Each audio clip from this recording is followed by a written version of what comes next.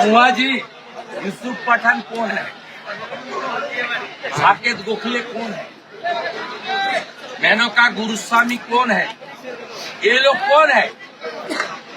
इस तरीके से गलत शब्द का चयन मत कीजिए।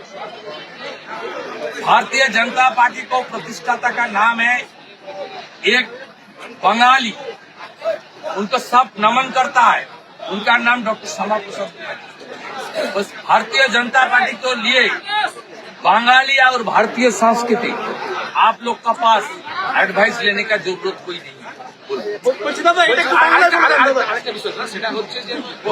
রাষ্ট্রপতি এসেছিলেন এবং তাকে অপমান করা হয়েছে বলে অভিযোগ হচ্ছে, সেখানে আমি একটু আগে এনআইকেও বলেছি, আমি বলছি প্রধানমন্ত্রী খুব কড়া টিপ্পণী করেছেন। এরা সব সময় আদিবাসী সমাজকে অপমান করে খগেন মুর্মুকে যেভাবে মেরেছে, রক্ত দেখেছেন আপনারা। এই সরকার শুধু হিন্দু বিরোধী, রাষ্ট্র বিরোধী, মহিলা বিরোধী নয়, এই সরকার আদিবাসী বিরোধী। খগেন মুর্মুজির রক্ত কেউ ভুলে যায়নি।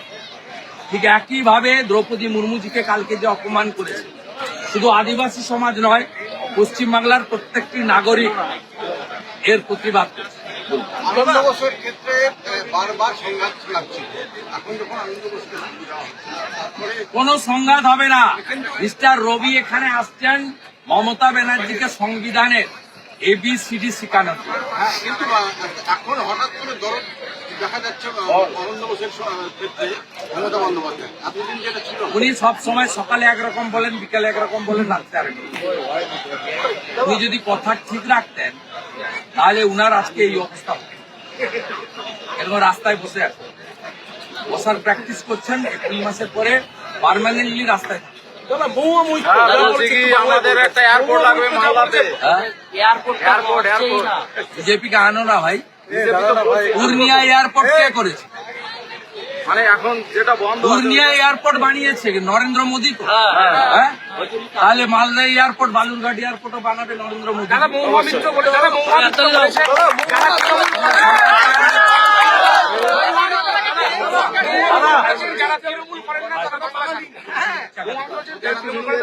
হরিদাস কে? ওর কোনো কথার উত্তর দেওয়ার কোনো প্রয়োজন নেই। উনি এর আগে বলেছেন মা কালী মদ খায়, গাঁজা খায়। এগুলো ভুলে গেছে নাকি? হিন্দু সমাজকে আক্রমণ করেন। কদিন আগে বলেছেন মতুয়ারা আচার মালা রাখে, বৈষ্ণবরা তুলসী মালা রাখে। মহুয়া মৈত্র বলেছে এরা কাঠের মালা গলায় দিয়ে ভাতা চাইতে আসে। ভাতা ওর বাবা দেয়, তৃণমূলের বাবা সরকারি টাকা দেয়।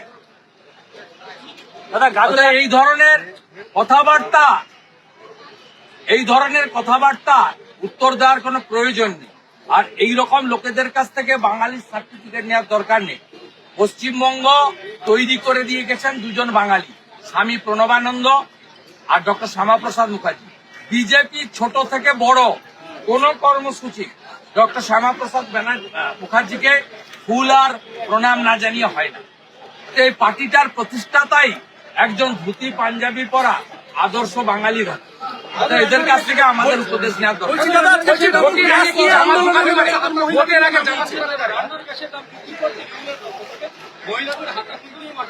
মমতা ব্যানার্জি রাজ্য সরকারের যে ট্যাক্সটা নেন গ্যাস থেকে, সেই ট্যাক্সটা ছাড় দিয়ে তারপরে আন্দোলনে নাম।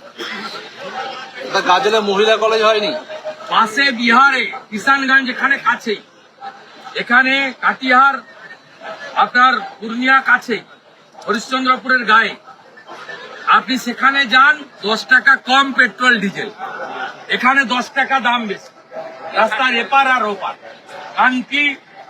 কানকিতে ডালখোলাতে 10 টাকা বেশি, আর ওদিকে গেলে 10 টাকা কম। কারণ মমতা ব্যানার্জি পেট্রোল ডিজেলের স্টেট ট্যাক্স কমায়নি।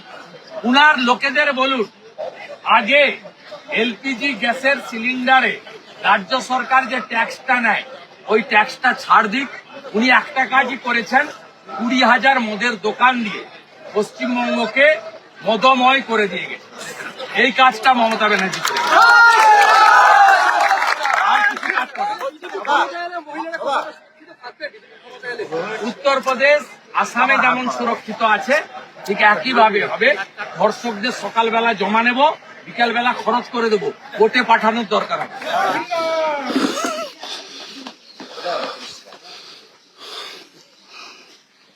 আপনি কেমন আছেন মা? আমি চিকিৎসার সময় খোঁজ নিয়েছিলাম, মনে আছে তো? আশীর্বাদ আছে তো ছিল? আজকে আন্তর্জাতিক নারী দিবস। আপনার মতো দাঁড়িয়ে আসার জন্য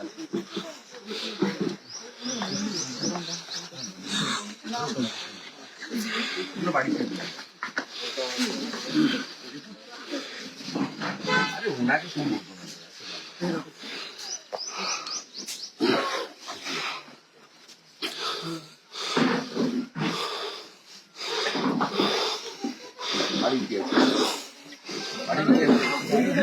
দিদি আসুন, দিদি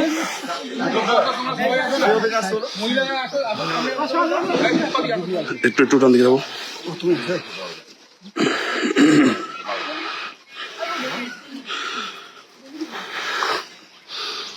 রাখলাম আমি রাখলাম।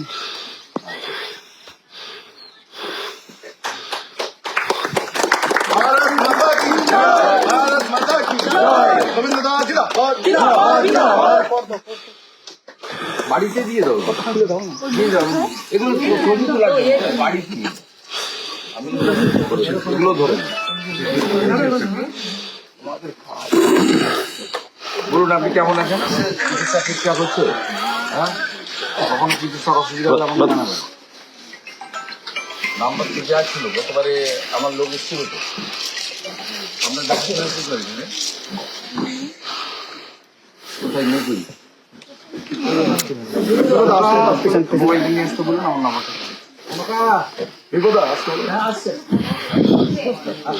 মোবাইলটা আনতে বলতে দাদা একটু বসতে হতো।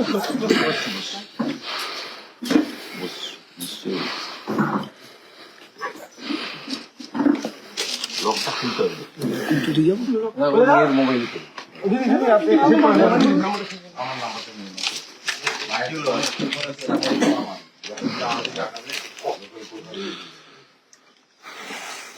ধরে নাও, হোয়াটসঅ্যাপে করবি বলে নর্মাল ফোন করবি চলবি।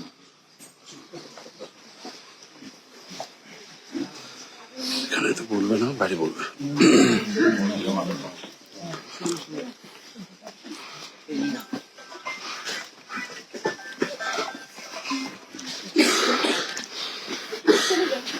ঠিক আছে, ঠিক আছে।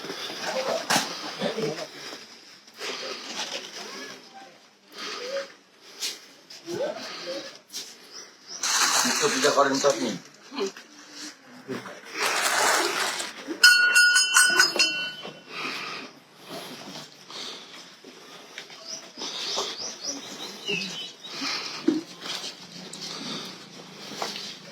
অফিসের কোন রেডি হয়েছে সবাই? এই যে কদুবাড়ি মোড়ে রথটা নিয়ে চলে আসলো, মেন রোডে উঠে ওখানে রথটা নিয়ে কেন আমি দুপুরে আসতে পারি তো? ওই এর কাছ থেকে ওখানে টোলের এই দিকটা দিয়ে এখানেও রথে উঠলে প্রপার গাজনটা একটু কভার হয়েছে। রেডি হয়ে গেছে? হ্যাঁ না, কদুবাড়ি চলে আসছে, আপনি এখান থেকে ওখানে যেতে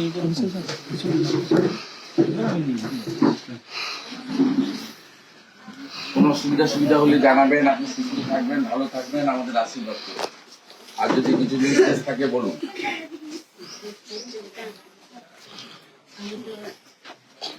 আগে বাচ্চা রাখছিলাম, অনাথ বাচ্চা, এখন আর আসতে পারছি না।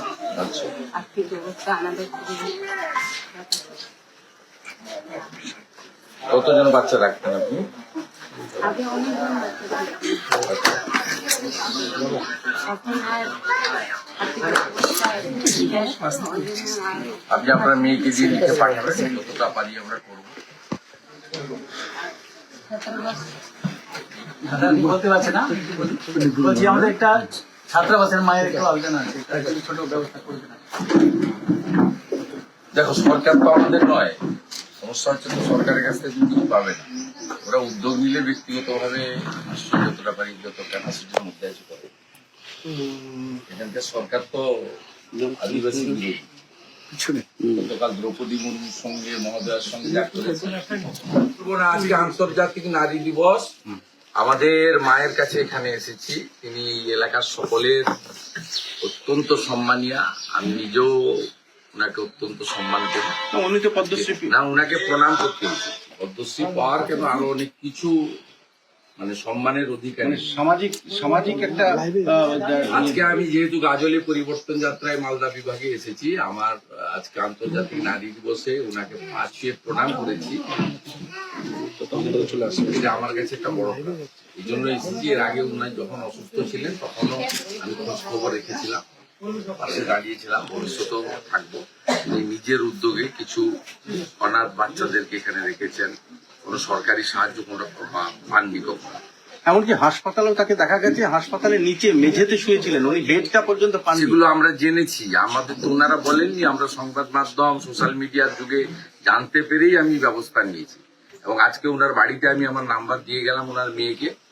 উনি ওনার সমস্ত রকমের চিকিৎসা, মানে ঈশ্বর করুক যেন উনি সুস্থ থাকেন, হসপিটালে যেতে না হয়, এটাই প্রার্থনা করবো। তারপরেও যদি হয় মানে কোনো ওনার প্রয়োজন আছে।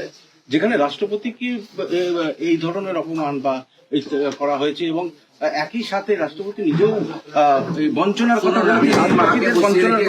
রাজনীতির কথা বলতে চাই না, কিন্তু এই সরকার আদিবাসী বিরোধী সরকার। যেভাবে ভুয়া এসটি সার্টিফিকেট হচ্ছে বাংলাতে, আদিবাসীদের যারা নয় তাদেরকে এসটি সার্টিফিকেট দেওয়া হচ্ছে, লক্ষ লক্ষ এসটি সার্টিফিকেট, কিন্তু আদিবাসীদের অধিকার ছিনিয়ে না আছে তাদের জমি। এবং বাবা সাহেব আম্বেদকর যে চাকরিতে সংরক্ষণ দিয়ে গেছিলেন, সেই সংরক্ষণ তো কেড়ে নিয়েছে মমতা বন্দ্যোপাধ্যায়। তিনি তো ক্যাজুয়াল কন্ট্রাকচুয়াল ঢোকান, একজনও তো এসসি এসটিরা সংরক্ষণ পায় না। এবং গোটা ভারতবর্ষে 91 রেসিডেন্সিয়াল স্কুল হয়েছে মোদিজির নেতৃত্বে। জনজাতি গৌরব দিবসে তিনি শুরু করেছিলেন গোটা ভারতবর্ষে, কিন্তু পশ্চিমবঙ্গ সরকার করতে দেয়নি। পশ্চিমবঙ্গে 9টা রেসিডেন্সিয়াল আদিবাসী স্কুল করতে চেয়েছিলেন, ভারত সরকার করতে দেননি। আদর্শ গ্রাম করতে চেয়েছিলেন আদিবাসী গ্রামগুলোকে, 75টা প্রাচীন জনজাতি যে গ্রামে রয়েছে, সব বাড়ি, প্রধানমন্ত্রী আবাস যোজনা, সোলার আলো, নলে জল, সাঁওতালি ভাষায় স্কুল করতে দেয়নি পশ্চিমবঙ্গে। তো এই সরকার কেবলমাত্র জামাতিদের বর্ডার খুলে রেখেছে, জামাতি লোকেদেরকে ঢুকিয়ে পশ্চিমবঙ্গকে জঙ্গি স্থান বানাতে চায়, গ্রেটার বাংলাদেশ বানাতে চায়। ও বিভিন্ন সময়ে মহিলারা তো অত্যাচারিত হন। রামপুরহাটের 6 বছরের ছোট্ট আদিবাসী মেয়ে থেকে শুরু করে এই কিছুদিন আগে বালুরঘাটে দেখেছেন, পঞ্চায়েত নির্বাচনের পরে নাক খদ্দিত হয়েছে, বিজেপি করার অপরাধে আদিবাসী মহিলাদের নাক খত দিয়ে দণ্ডি কাটতে হয়েছে। এই তো অবস্থা। অতএব এদের মানসিকতা এইটা। এরা দ্রৌপদী মুর্মুজির গায়ের বর্ণ নিয়ে এদের মন্ত্রী তখন প্রশ্ন তুলেছিলেন, কি ভাষা প্রয়োগ করেছিলেন, তাকে দল সাসপেন্ড করেনি। মমতা বন্দ্যোপাধ্যায় দাঁড়িয়ে থেকে যশবন্ত সিনহাকে ভোট দিয়েছেন। আমি সত্যেন্দ্রা, চিন্ময়রা আছেন, আমরা গলায় পাঞ্চি দিয়ে আদিবাসীদের সম্মান জানিয়ে আমরা ভোট দিয়েছি দ্রৌপদী মুর্মু। মমতা ব্যানার্জি তো সেদিনই প্রমাণ হয়েছে যে তিনি আদিবাসী বিরোধী। কালকে যে ঘটনা ঘটিয়েছে এর কোন নিন্দার কোন ভাষা ডিকশনারিতে নেই। আজকে পদ্মশ্রী মাকে প্রণাম করে গেলাম। আদিবাসীদের জমি দখল হয়ে যাচ্ছে। আমাদের ভিডিও ভালো লাগলে লাইক এবং শেয়ার করুন। কমেন্ট সেকশনে গিয়ে জানান আপনাদের মতামত। আরও ভিডিও পেতে আমাদের চ্যানেল সাবস্ক্রাইব করুন এবং প্রতি মুহূর্তে খবরের আপডেট পেতে প্রেস করুন বেল আইকন।